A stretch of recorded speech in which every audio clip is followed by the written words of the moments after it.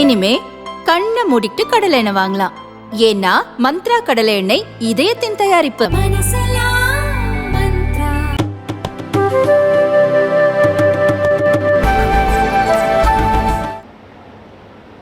அன்பார்ந்த மாணவ செல்வங்களே, பெரியோர்களே, தாய்மார்களே, மேடையின் மேல் இருக்கக்கூடிய அற்புதமான நம்முடைய தமிழகத்தினுடைய கண்மணிகளே, மூத்த தலைவர்களே, ஒரு அற்புதமான புத்தகத்தை வெளியிடுவதற்கு முழு தகுதி படைத்து மேடையில் அமர்ந்திருக்கக்கூடிய காமராஜர் மக்கள் கட்சியினுடைய நிறுவன தலைவராக இருந்து இன்று மாணவ செல்வங்கள் அரசியல்ல யாராவது ஒருவரை நீங்கள் தினமும் அவர்களை பார்க்க வேண்டும், அவருடைய பேச்சுக்களை கேட்க வேண்டும், அவர்களை பார்த்து உங்களுடைய அரசியல் ஞானத்தை வளர்த்து கொள்ள வேண்டும் என்று நினைத்தால் தமிழகத்தில் நீங்கள் பின்பற்ற வேண்டிய முதல் தலைவராக இருக்கக்கூடிய ஐயா தமிழருவி மணியன் அவர்களே, மேடையின் மீது இருக்கக்கூடிய எனக்கு ஒரு நீண்ட நெடிய நண்பர், மணிப்பால் பல்கலைக்கழகத்தில் நான் அங்கே காவல்துறை அதிகாரியாக இருந்த பொழுது ஐயா அவர்கள் விசிட்டிங் ப்ரொஃபஸராக அங்கே வருவார். பல முறை அவர்களோடு அமர்ந்து இந்தியாவுடைய இன்டர்னல் செக்யூரிட்டி, நக்சல் இஷ்யூஸ், அது போன்ற பல விஷயங்களை சில ஆண்டுகளுக்கு முன்பு ஒரு மாணவனாக அவரோடு அமர்ந்து பேசி கொண்டிருந்தேன். என்ற காலச்சக்கரத்தினுடைய கட்டாயம் நானும் அவரும் ஒரே மேடையில் ஒரு அற்புதமான மனிதனுடைய புத்தகத்தை வெளியிடுவதற்காக சேர்ந்திருக்கின்றோம். எனக்கு மிகவும் பிடித்த ஒரு இன்டலெக்சுவல் செரிபரல் பர்சன், எந்த ஒரு விஷயமாக இருந்தாலும் கூட நுணுக்கமாக பேசக்கூடியவர்.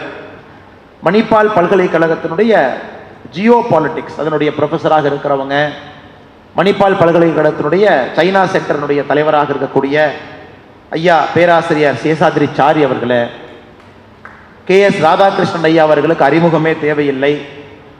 அரசியல் தலைவர் என்பதை தாண்டி பல பரிமாணங்கள், ஒரு எழுத்தாளர், ஒரு சிந்தனையாளர், அற்புதமான பேச்சாளர், சமுதாயத்திலே ஒரு பெரிய மாற்றம் ஏற்பட வேண்டும் என்பதற்காக போராடி கொண்டிருக்கக்கூடிய இந்த புத்தகத்திற்கு அனைத்துறையும் வளர்ந்திருக்கக்கூடிய ஐயா KS ராதாகிருஷ்ணன் அவர்களே, மேடையின் மீது இதற்கு முன்பு தன்னுடைய தலைமையுரையை அளித்துவிட்டு தமிழ் திசை இந்து தமிழ் திசை பத்திரிகை இன்னைக்கு தமிழகத்தில் மிக முக்கியமான ஒரு நாளிதழ். ஒரு செய்தியை சுருக்கமாக, உண்மையாக, நேர்மையாக, தேசியத்தை எந்த விதத்திலும் கூட விடாமல் கெட்டியாக பிடித்து தமிழகத்தில் ஒரு நாளிதழ் இருக்கு, தினசரி பத்திரிகையா இருக்கு. அதை நாம் அனைவரும் விரும்பி படித்துக் கொண்டிருக்கின்றோம் என்றால் அது இந்து தமிழ் திசை நாளிதழ். அதனுடைய ஆசிரியராக இருக்கக்கூடிய ஐயா அசோகன் அவர்களுக்கும் இந்த நேரத்தில் நன்றி கலந்த வாழ்த்துக்களை, வணக்கங்களை தெரிவித்துக் கொள்கின்றேன். இந்து தமிழ் திசை அதனுடைய நிறுவனர், டைரக்டராக இருக்கக்கூடிய அம்மா விஜய அருண் அவர்கள் மேடையின் மீது அமர்ந்திருக்கின்றார்கள். அவர்களுக்கும் என்னுடைய நன்றி கலந்த வாழ்த்துக்களை, வணக்கங்களை தெரிவித்துக் கொள்கின்றேன். நாம் அனைவரும் இன்று டாக்டர் MGR ஜானகி அறிவியல் கலை கல்லூரியில் இணைந்திருக்கின்றோம் என்றால் அதற்கு மிக முக்கிய காரணமாக இருக்கக்கூடிய நம்முடைய இந்து தமிழ் திசை பத்திரிகையினுடைய வடப்பகுதி முழுவதுமே எல்லா பட்டி தொட்டி எல்லாம் சென்று செய்திகள் சேகரித்துக் கொண்டிருக்கக்கூடிய அண்ணா ஷஃபிமுன்னா அங்கே இருக்கிறாங்க. ஆனால் நீங்கள் கொஞ்சம் வாங்க, உங்களை மக்கள் பார்க்கணும். இன்னைக்கு இந்து தமிழில் நீங்கள் படிக்கக்கூடிய எல்லா முக்கியமான செய்திகள், டெல்லி, உத்தரப்பிரதேசம், பீகார் எல்லாம் இவருடைய பேனா முனையிலிருந்து வரக்கூடிய செய்தி. அற்புதமான ஒரு பத்திரிகையாளர் அண்ணன் அவர்களுக்கும் என்னுடைய நன்றி கலந்த வாழ்த்துக்களை, வணக்கங்களை தெரிவித்துக் கொள்கின்றேன். நீங்கள் வந்திருக்கக்கூடிய மாணவ செல்வங்கள், மீடியா நண்பர்களுக்கு மறுபடியும் என்னுடைய வணக்கங்கள். நம்முடைய மோடி ஐயாவை பற்றி பல புத்தகங்கள் வந்திருக்கிறது. மோடி ஐயா அவர்கள் தன்னை பற்றி யார் என்று ஒரு புத்தகத்தில் பேசுவது மிக மிக அரிது, எங்கேயுமே பேச மாட்டார். அதனால் மோடி அவர்களை பற்றி ஒரு புத்தகம் எழுத வேண்டும் என்றால் அவரை நுணுக்கமாக நீண்ட காலம் ஒரு மனிதன் பார்த்திருந்தால் மட்டும்தான் அந்த புத்தகத்தை எழுத முடியும். இன்னைக்கு அஜய் சிங் அவர்கள் இந்தியாவினுடைய one of the most reputed journalist. 1995 பாரத பிரதமர் நரேந்திர மோடி அவர்களை 2022 வரை பாருங்க, எத்தனை வருஷம், 27 ஆண்டுகள். 27 ஆண்டுகள் ஒரு பத்திரிகையாளர் நரேந்திர மோடி அவர்களை நுணுக்கமாக பார்த்து அதன் பிறகு 2017 அந்த புத்தகத்தை எழுத ஆரம்பிக்கிறாங்க ஐயா. 5 ஆண்டுகள் இந்த புத்தகத்தை எழுதுறாங்க, 2022 வெளியிடுறாங்க. ஸோ ஒரு மனிதனை 1995 உன்னிப்பாக பார்த்து இந்த புத்தகம் நம்முடைய கைக்கு ஐயா அஜய் சிங் அவர்கள் கொடுத்திருக்கின்றார். நான் நரேந்திர மோடி ஐயாவுடைய கட்சியை சார்ந்தவன், நரேந்திர மோடி ஐயாவை பார்த்து தான் அரசியலுக்கு வந்தேன். அதனால் என்னுடைய பேச்சு எப்பொழுதுமே நரேந்திர மோடி ஐயாவை சார்ந்துதான் இருக்கும், அதில் எந்த மாற்று கருத்தும் இல்லை. ஆனால் மேடையில் இருக்கக்கூடிய தலைவர்கள் நீங்க பார்த்தீங்கன்னா நடுநிலைமையானவர்கள். அவர்கள் என்னை போன்று நான் சார்ந்திருக்கக்கூடிய கட்சியில் இல்லை, அவர்கள் என்னை போன்று நான் என்னை மோடி பக்தன் என்று சொல்லுவேன், அவர்கள் மோடி பக்தர்கள் அல்ல. ஆனால் இவங்க எல்லோருமே மேடையில் இருக்கக்கூடிய தலைவர்கள் விருப்பு வெறுப்பு இல்லாம ஒரு ஸ்காலர்லி அசஸ்மெண்ட், மோடி என்கின்ற மனிதன் யார், who is Modi as a human being, who is Modi as a person, who is Modi as a politician, dispassionate analysis என்று சொல்வார். எந்தவித விருப்பும் வெறுப்பும் கொண்டு வராம, சில இடத்துல அருகிலே சில இடத்துல தூரத்துல, இரண்டு இடத்துல இருந்து கூட இந்த மனிதனை பார்த்து அதன் பிறகு தன்னுடைய கருத்துக்களை பதிவு செய்வதற்காக மேடையில் இருக்கக்கூடிய தலைவர்கள் வந்திருக்கின்றார். ஆனால் அவர்களுடைய கருத்துக்கள் மிக மிக முக்கியமான கருத்து. தேர்தல் நேரம் நான் இன்னொரு இடத்துல இருக்க வேண்டிய கட்டாயம் இருந்தும் ஐயா தமிழறிமணியன் ஐயா, ராதாகிருஷ்ணன் ஐயா, சேஷாதிரி சாரி ஐயா, அசோகன் ஐயா மேடம்கிட்ட அனுமதி வாங்கி கொண்டேன். நான் கடைசியாகத்தான் நான் எப்படி பேசணும், ஆனால் அவர்களுக்கு முன்பு பேசுவது முறை இல்லை, இருந்தும் நான் பேசிவிட்டு செல்கின்றேன், அனுமதி கொடுங்கன்னு சொன்னாங்க. அதற்காகத்தான் அவங்களுக்கு முன்பு பேசுறேன். என்னை போன்று சில மனிதர்களுக்கு நரேந்திர மோடி அவர்களை மிக அருகிலே பார்ப்பதற்கு ஒரு வாய்ப்பு. அவர் எப்படிப்பட்டவர், மிக மிக அருகிலே. அதை நீங்க தொலைக்காட்சியில் பார்க்க மாட்டீங்க, ஸ்டேஜில் பார்க்க மாட்டீங்க. ஸ்டேஜுக்கு பின்னாடி நரேந்திர மோடி அவர்கள் யார் என்பது எனக்கு நன்றாக தெரியும், என்னை போன்று சில மனிதர்களுக்கு நன்றாக தெரியும், நாளை உங்களுக்கும் தெரிவதற்கு வாய்ப்பு இருக்கு. ஆனால் நாம் திரைக்கு பின்னால் பார்க்கக்கூடிய நரேந்திர மோடி அவர்களை மிக அழகாக இந்த புத்தகத்தில் அஜய் சிங் அவர்கள் காட்டியிருக்கின்றார்கள் என்பதை படித்து நான் பிரமிப்படைந்தேன். உண்மையை சொல்ல வேண்டும் என்றால் இந்த புத்தகத்தை முதலாக நான் ஆங்கிலத்தில் படித்தேன். புத்தகம் வந்தவுடன் ஆங்கிலத்தில் வாங்கி படித்தேன்.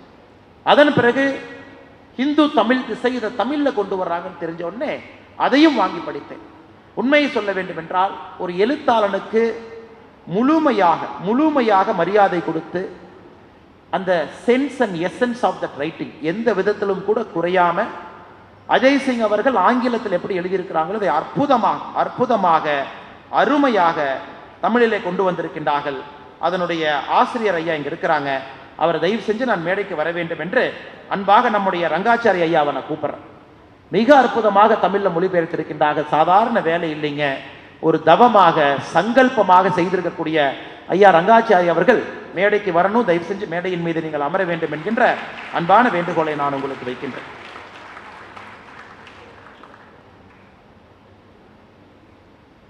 மோடி அவர்களை பற்றி ஒரு 2-3 விஷயத்தை உங்கள் முன்னால் வைப்பது என்னுடைய கடமை.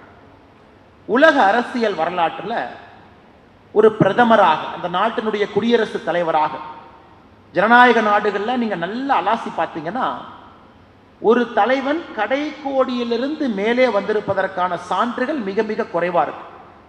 அந்த ஆர்கனைசேஷன், அந்த பார்ட்டி ஸ்ட்ரக்சர்ல கடைக்கோடியிலே தன்னுடைய வாழ்க்கையை ஆரம்பித்து படிப்படியாக சில தலைவர்கள் மட்டும்தான் உச்சபட்ச அதிகாரத்துக்கு வந்திருப்பாங்க.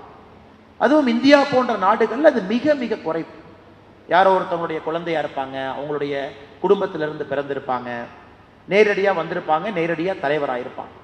ஆனால் இந்த புத்தகத்தை ஒரு மாணவனும் ஒரு மாணவிகளும் செல்வங்களும் ஏன் படிக்க வேண்டும் என்றால், எப்படி கடுமையாக உழைப்பது என்பதை மோடி அவர்களிடமிருந்து நாம் கற்றுக்கொள்ள வேண்டிய முதல் பாடம். How to work hard. Modi அவர்களை போன்ற ஒரு ஹார்ட் ஒர்க்கர் இந்தியாவில் இல்லைங்க. மோடி அவர்களை போன்ற கடுமையாக உழைக்கக்கூடிய நபர், அவர் எந்த துறையாக வேண்டுமானாலும் இருக்கட்டும், அரசியல் துறையாக இருக்கட்டும், பத்திரிகையாளர் துறையாக இருக்கட்டும், தொழில்துறையாக இருக்கட்டும், சினிமா துறையாக இருக்கட்டும், எந்த துறையாக இருந்தாலும் கூட மோடி அவர்கள் is an extremely hard working person. இந்த புத்தகத்தை நீங்க பார்த்தீங்கன்னா தெரியும். 1950 பிறந்து, அதன் பிறகு 1967 வீட்டை விட்டு வெளியே வந்து ஒரு ஆண்டு காலம் இந்தியா முழுவதும் சுற்றி திரிந்து, அதன் பிறகு தான் ராமகிருஷ்ணா மடத்துல ஒரு சன்னியாசியாக மாற வேண்டும் என்று 2 முறை ராமகிருஷ்ணா மடத்துக்கு போறாங்க. 2 முறையும் ராமகிருஷ்ணா மடத்தில் இருக்கக்கூடிய பெரியவர்கள், உன்னுடைய வேலை சன்னியாசியாக இருப்பது அல்ல, ஆண்டவன் உனக்கு வேற ஏதோ கட்டளை இட்டிருக்கின்றான், நீ மறுபடியும் ராமகிருஷ்ண மடத்துக்கு வராதேங்கிறான். அதன் பிறகு என்ன வாழ்க்கை, எதற்காக பிறந்திருக்கின்றோம் என்று தேடி தேடி நரேந்திர மோடி அவர்கள் தன்னை 19 வயதிலே RSS இயக்கத்தில் இணைத்துக் கொள்கின்றார். 1987 வரை RSS இயக்கத்தில் ஒரு பிரச்சாரக்காக இருக்கின்றார். 87 RSS இருந்து பாரதிய ஜனதா கட்சிக்கு, அங்கிருந்து கட்சியினுடைய தொண்டனாக 37 வயசுல வர்றான். இதை நீங்க நன்றாக உணர்ந்து கொள்ள வேண்டும். மோடி அவர்களுடைய வாழ்க்கை என்பது ஒரு அசாதாரணமான வாழ்க்கை. ஒரு ஏழை குடும்பத்தில் பிறந்து துணிவு, தைரியம், தொலைநோக்கு பார்வை, இந்த நாட்டின் மீது இருக்கக்கூடிய அளவு கடந்த காதல், இதெல்லாம் நரேந்திர மோடி அவர்களை பாரதிய ஜனதா கட்சியின் பக்கம் 1987 இணைத்து, அதன் பிறகு தொடர்ச்சியா நீங்க பார்க்கலாம். பிஜேபி வர்றதுக்கு முன்னாடியே 84 குஜராத்தில் ஒரு மிகப்பெரிய போராட்டத்தை நடத்துறான். RSSல பிரச்சாரக்காக இருக்கும் பொழுது விவசாயிகளுக்கு எதிராக குஜராத் அரசு இருக்கு அப்படிங்கிற மிகப்பெரிய போராட்டத்தை எடுக்கிறாங்க. ஜெகநாதர் யாத்திரை அகமதாபாத்தில் நடத்தக்கூடாது என்று தடை விதித்த பொழுது அதை எதிர்த்து மிகப்பெரிய போராட்டத்தை நடத்தி வெற்றி கண்டிருக்கின்றார். அதையெல்லாம் அந்த புத்தகத்தில் ரொம்ப அக்யூரேட்டா கேப்சர் பண்ணியிருக்காங்க. அதான் எனக்கு ரொம்ப பிடிச்சது. ஏன்னா இந்த நரேந்திர மோடி ஐயாவுடைய இந்த பாகம் நமக்கு தெரியாது. 1987 நரேந்திர மோடி அவர்கள் குஜராத் பாரதிய ஜனதா கட்சிக்கு வந்த பொழுது நீங்கள் புரிந்து கொள்ள வேண்டும். இன்னைக்கு குஜராத் பிஜேபி இருக்கக்கூடிய எல்லா எம்பிக்களும் நம்முடைய எம்பிக்கள், 87% எம்எல்ஏக்கள் நம்முடைய எம்எல்ஏக்கள், உள்ளாட்சி பிரதிநிதிகள் எல்லோரும் நம்முடைய பிரதிநிதிகள்.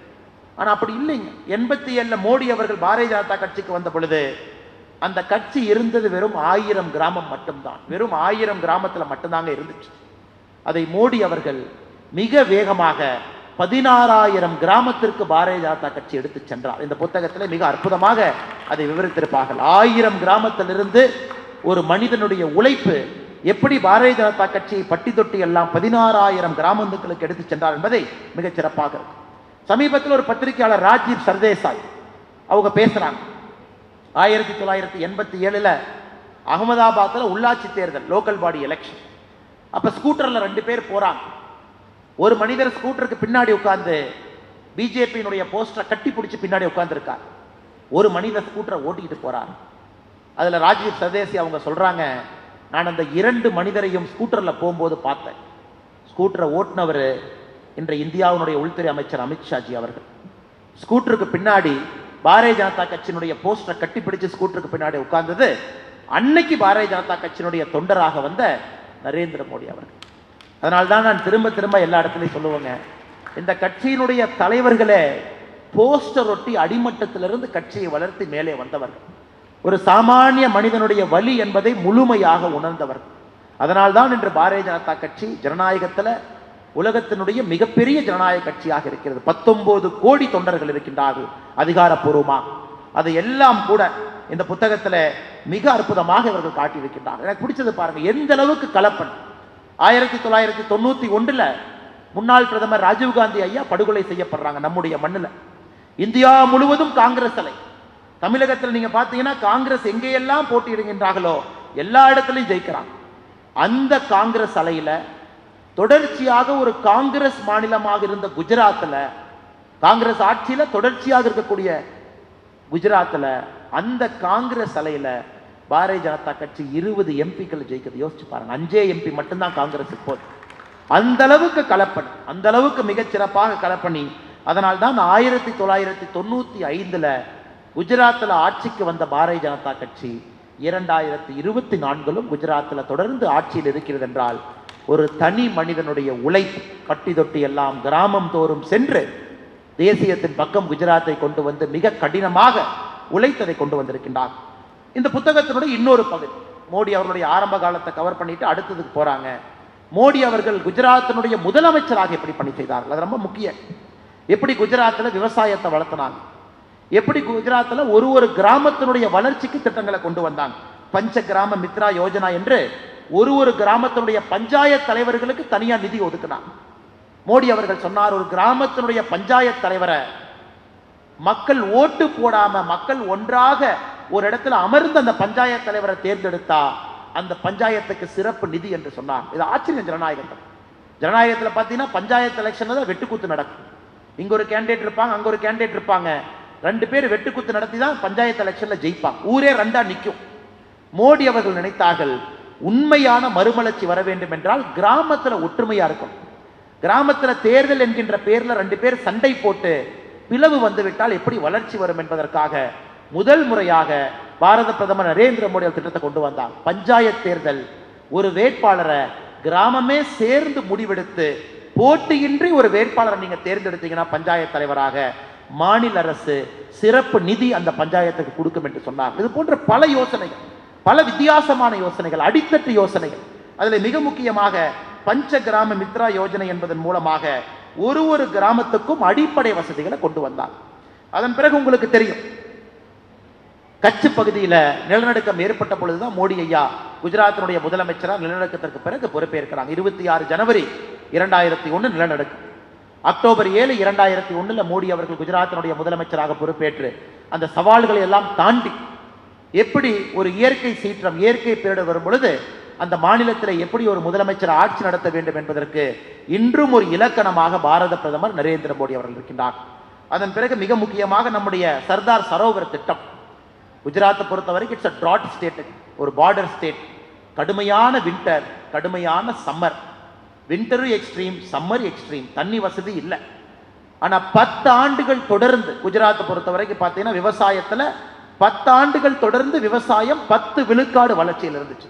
10% ஒரு ஆண்டும் விவசாயத்தை 10 விழுக்காடு வளர்ந்துச்சு. அப்துல் கலாம் ஐயா சொன்னாங்க, இந்தியாவில் யாருமே எந்த ஒரு மாநிலத்திலும் ஒரு விவசாயத்துறை ஆண்டிற்கு 10 விழுக்காடு வளர்ச்சியை பார்த்ததில்லை. அதை கொண்டு வந்தாங்க. சர்தார் சரோவர் டேமை கட்டினாங்க, அணையினுடைய மட்டத்தை உயர்த்தினாங்க. குறிப்பாக குஜராத்தினுடைய மேல் பகுதிக்கு கெனால் இரிகேஷன் மூலமா தண்ணி கொண்டு போனாங்க. அது எவ்வளவு சிறப்பா பண்ணாங்க பாருங்க. தண்ணி கீழே கெனால் போகும், அதற்கு மேலே ஏன் சும்மா இருக்கணும்னு தண்ணி போற கெனால் மேல சோலார் பேனல் போட்டுருவாங்க. ஸோ குஜராத்தில் பார்த்தீங்கன்னா தண்ணி கெனால்ல போகும், அதுக்கு மேல சோலார் பேனல் இருக்கும், அதுல சூரிய மின்சாரம் கிடைக்கும், அதுக்கு கீழே தண்ணி போகும். யாராவது அகமதாபாத் போயிருந்தீங்கன்னா தெரியும், ஒரு மாஸ் ராபிட் டிரான்ஸ்போர்ட் சிஸ்டத்துக்கு ஒரு மிகச்சிறந்த உதாரணமாக இன்னைக்கு அகமதாபாத் சிட்டி இருக்கு. அதனால் சுருக்கமாக சொல்ல வேண்டும் என்றால், மோடி அவர்கள் குஜராத்தினுடைய முதலமைச்சராக இருந்த பொழுது எப்படியெல்லாம் திட்டங்களை, புதுமையான திட்டங்களை கொண்டு வந்து மிகச்சிறப்பாக குஜராத்தினுடைய முதலமைச்சராக இருந்தார். இப்போ மூன்றாவது பாகம் இந்தியாவுடைய பிரதமர். இந்தியாவுடைய பிரதமராக நான் அதிகமாக பேச விரும்பலை, உங்க எல்லோருக்கும் தெரியும். 10 ஆண்டு காலமாக பிரதமருடைய ஆட்சியை பார்த்து கொண்டிருக்கின்றீர்கள். எனக்கு அடுத்து பேச இருக்கக்கூடிய தலைவர்கள் மிக அதிகமாக இதை பற்றி பேச இருக்கின்றார்.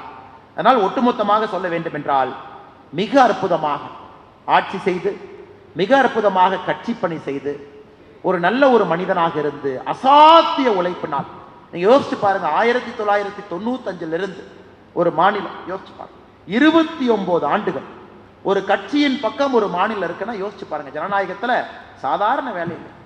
ஆட்சிக்கு வந்து 1 வருஷத்திலே தடுமாறுறாங்க, 2 வருஷத்துல தடுமாறுறாங்க, ஆன்டி இன்குபன்சி வந்துருது. 29 ஆண்டுகள் ஒரு கட்சி ஒரு மாநிலத்தில் ஆட்சியில தொடர்ந்து இருக்கிறாங்க. ஒரு முறையும் ரெக்கார்டு பிரேக்கிங் மெஜாரிட்டியில் அந்த கட்சி ஆட்சிக்கு வருதுன்னா எந்த அளவுக்கு அடித்தளத்திலே அந்த கட்சியினுடைய உழைப்பு இருந்திருக்க வேண்டும் சகோதர சகோதரி. அதனால் என்னுடைய வேண்டுகோள், இந்த புத்தகத்திலிருந்து ஒருத்தருக்கு ஒரு இன்ஸ்பிரேஷன். எனக்கு பொலிட்டிக்கல் இன்ஸ்பிரேஷன். இங்க இருக்கக்கூடிய நம்முடைய மாணவ செல்வங்கள் இந்த புத்தகத்தை படிச்சீங்கன்னா உங்களுக்கும் இது ஒரு வழிகாட்டு. ஒரு மனிதன், தனி மனிதனுடைய உழைப்பு எப்படிப்பட்ட சாம்ராஜ்யத்தை கட்டி அமைக்க முடியும் என்கின்ற ரகசியம் இந்த புத்தகத்தில் இருக்குது. அதனால் ஒரு குழந்தை செல்வங்களும் மாணவ செல்வங்களும் கூட நீங்கள் வாழ்க்கையிலே எந்த துறையை தேர்ந்தெடுத்தாலும் கூட இந்த புத்தகம் நரேந்திர மோடி அவருடைய வாழ்க்கை, அவர் எப்படி வாழ்ந்தார் என்பதை நீங்கள் படித்து, எப்படி ஆட்சி செய்து கொண்டிருக்கிறார் என்பதை நீங்கள் படித்து உணர்ந்து கொள்ள வேண்டும் என்கின்ற அன்பான வேண்டுகோளை வைத்து, மிக முக்கியமாக இந்து குழுமத்திற்கு, குறிப்பாக இந்து தமிழ் திசைக்கு என்னுடைய நன்றியை தெரிவித்துக் கொள்கின்றேன். எனக்கு ஒரு சின்ன சோகம் இருக்கு.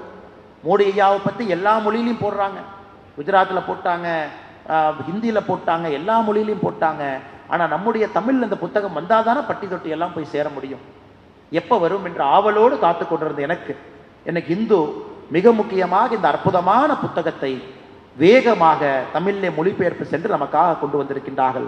அதனால் இந்து குழுமத்திற்கு என்னுடைய சிறப்பான நன்றிகளை தெரிவித்து, இதே போன்று பல பணிகளை தொடர்ந்து அற்புதமாக செய்து கொண்டிருக்கின்றீர்கள்.